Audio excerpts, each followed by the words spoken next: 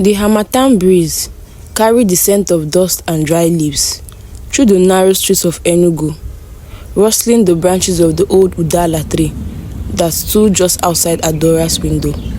The evening sky, painted in the hues of orange and deep violet, cast long shadows over the small compound. It was a moment like this when the world seemed caught between day and night that memories crept in uninvited. Adora sat by the window, her fingers tracing absent pattern on the wooden frame. Her mother's voice, once a comforting melody in their home, had turned into a quiet hum of indifference. Silence has taken residence in their house, lingering in every glance, in every breath.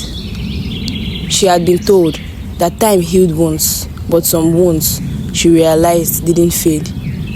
They festered, deep and unseen, until they became a part of you. And it had all started with him, with Obinna. Before Obinna came into their lives, it has just been Adora and her mother, Nneka. Life had not been easy for them. Nneka worked long hours at the textile shop, leaving Adora to navigate the world largely on her own. They had little, but they had each other. Then one day, Nneka brought a man home. He was tall, broad-shouldered, and had a quiet confidence that commanded attention. His laughter was deep, his Igbo laced with the richness of their ancestors. "This is Obinna," her mother had introduced, her voice carrying a softness Adora had never heard before. "He is going to be a part of our family now." Adora had been wary at first. She had no need for a father. She had grown up just fine without one. But Obinna was patient. He never forced himself into her space. He merely existed within it, waiting for her to meet him halfway.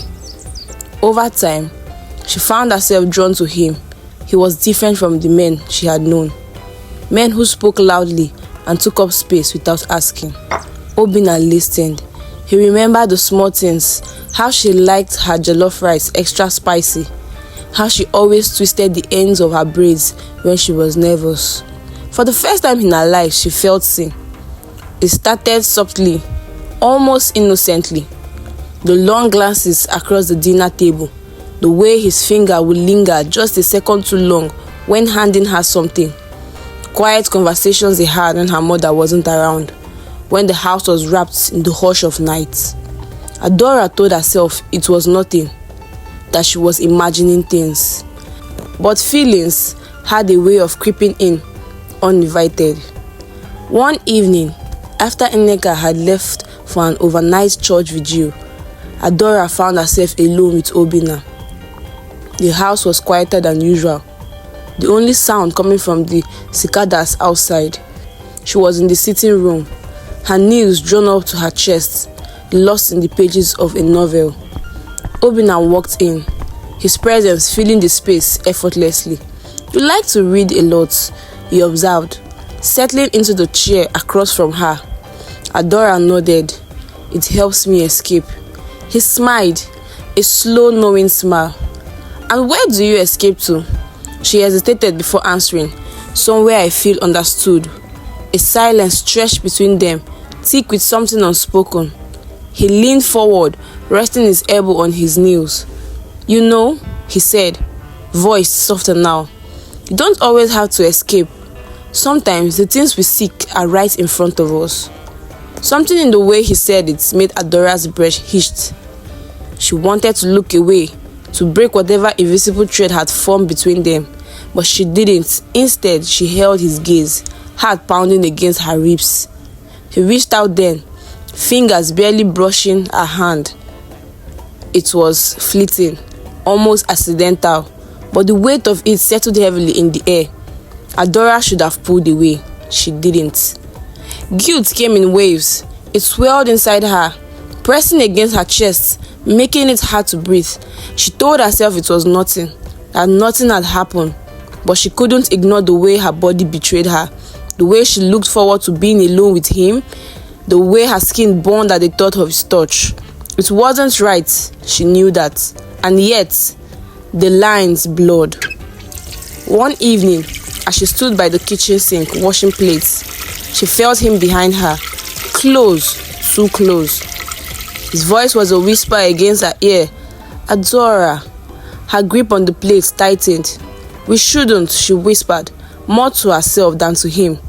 But he didn't move away. Then why does it feel like we should? She turned then, heart hammering. His face was itching from hers, his breath warm against her skin. There was something in his eyes, a challenge, a question, a temptation. And for a moment she wavered.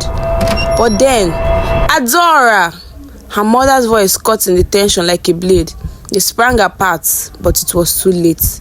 Nneka had seen the closeness, the way Obinna had been standing too near, the way Adora's face was flushed with something unspeakable. The silence that followed was deafening. Nneka didn't speak for a long time. Then, in a voice that trembled with rage and betrayal, she asked, "How long?" Adora tried to explain, to say that nothing had happened, that it had only been looks, only be words. But Nneka's eyes held a pain that no explanation could erase. That night, Obinna left. The house, once filled with laughter and warmth, became something else entirely. Her mother withdrew, her smile becoming ghost of what they once were. The space between them grew until Adora wasn't sure if it could ever be bridged again. And as she sat by her window now, watching the harmattan winds carrying the dust into the night, she understood something. Love was not supposed to be complicated like this. Some lines, once blood, could never be withdrawn. And some wounds, no matter how much time passed, never fully heals. Moral of the story: boundaries exist for a reason. In Igbo culture, family roles are clearly defined, and relationships within the homes are guided by deep moral values. And when the roles are blurred, chaos follows. Adora and Obinna's relationship crossed a boundary that should never have been broken, leading to pain and irreversible consequences. Be vigilant and observant. A mother who watches her child closely prevents misfortune. Single parents should remain emotionally present in their children's life. It is important to recognize signs of emotional dependency and subtle shifts in behavior. Like, share, and subscribe if you find the story impactful.